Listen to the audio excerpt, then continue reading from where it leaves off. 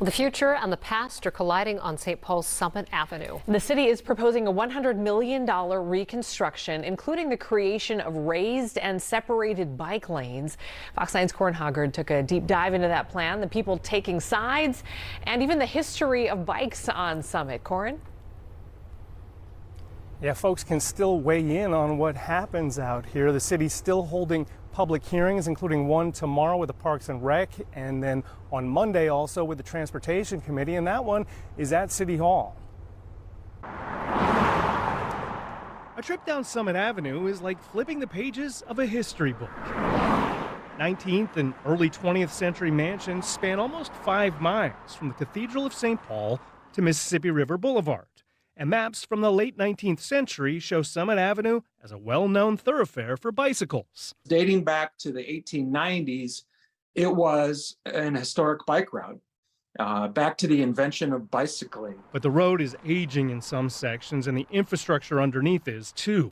St. Paul city leaders say replacing them is urgent because William Howard Taft was president the last time Summit was reconstructed. What that means is not just that there's old utilities under there. We have a water main under Summit that was put in 1888. The city's most recent 90% completed draft plan calls for combining the infrastructure work with a redesign of the road, creating a raised bike path.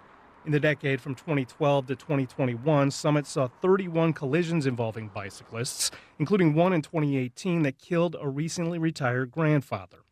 Members of the St. Paul Bicycle Coalition endorsed the city's proposal and say the separated bike lanes with buffers will make biking the avenue safer and accessible for even less experienced riders. It makes a more comfortable bikeway for families or for people who are less confident riders. But support is not universal. 45.5.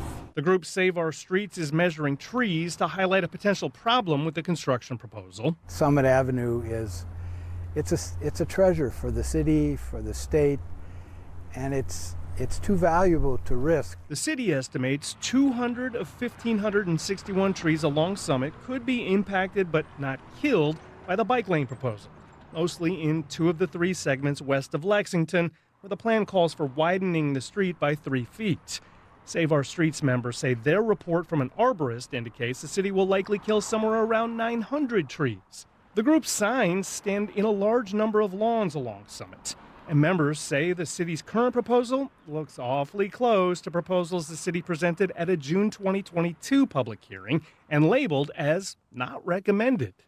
And they say any loss of trees could mean the district loses its historic designation. It's not just the street, it's not just the houses that are part of the National Historic Register.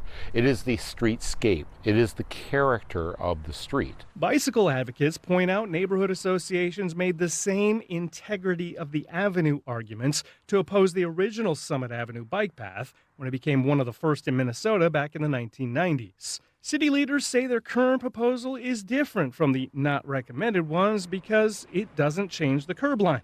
And they're working with preservation bodies to make sure the plan protects the area's historic designation.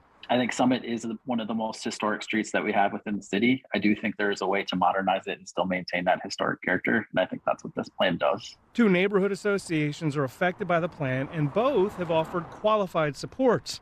McAllister Groveland wants a better accounting of the impact on children. Children and youth can be a true beneficiary of it, and that should become a more prominent aspect of it. Because they are, 1 out of 5 people living in the neighborhood. Summit Hill wanted the city to focus on having the path funnel people to businesses on Grand Avenue and to emphasize tree preservation. And I think what that really is making sure that the things we all value about Summit Avenue are preserved and enhanced where possible. Everyone wants to see that linear, beautiful park experience preserved, for generations to come. City Council is expected to vote on the proposal in May, but even if they pass it, the funding and the construction are at least at that point 5 to 7 years away. Live on Summit Avenue, Corin Hoggard, Fox 9. All right, Corin, thank you. Well,